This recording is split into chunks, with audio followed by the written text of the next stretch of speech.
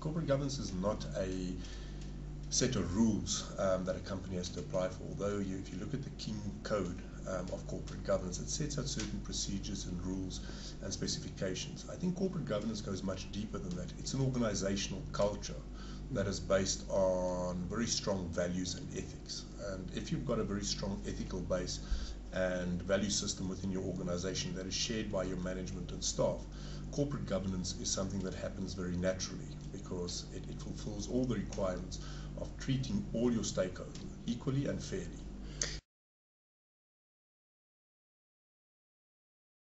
I think it would be a bit unfair for me to claim the total performance of Assupol as my own, because I've only been with the company for 2 years as an executive director. And prior to that, I served as a non-executive director on the board. However, if one looks at an organization like ours, it is based on a very strong management team, firstly, that has been around for many years. The performance, however, has been very good. In the 2 years that I've been here, we've demutualized the company. It's become a company that is incorporated with a share capital. And during that same period, we have raised capital to redeem our shareholders who don't want to be long-term shareholders. And on top of that, the financial performance has been very good. This year alone, the embedded value of our company is up in excess of 42%. Profits grew by 33.7%, and it's on a very similar base as the previous year. So the investment performance, the return to shareholders, has been very strong.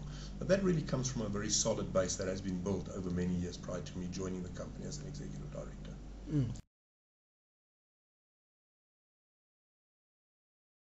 Well, I think our approach to greening is probably very different as most manufacturing companies, simply because we don't have a manufacturing process that is environmentally unfriendly. However, as an office environment and as a business, of course, we have a carbon footprint just like everyone else, because you're continuously doing printing, you're traveling around the country, you're flying, you've got carbon emissions taking place.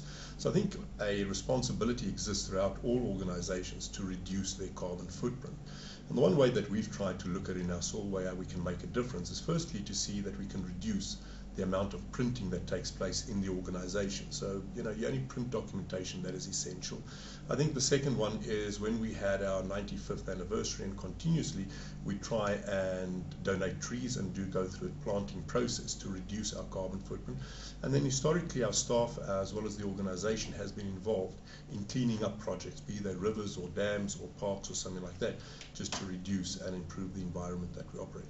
I think as we move forward, one of the big challenges for us is we're operating out of 5 buildings, is to get into a singular building, and that gives you once again the opportunity is to put together a environmentally friendly building as far as your air conditioning, your lighting, your cooling, your systems go. So it does give us an opportunity to do something environmentally better than what we have today.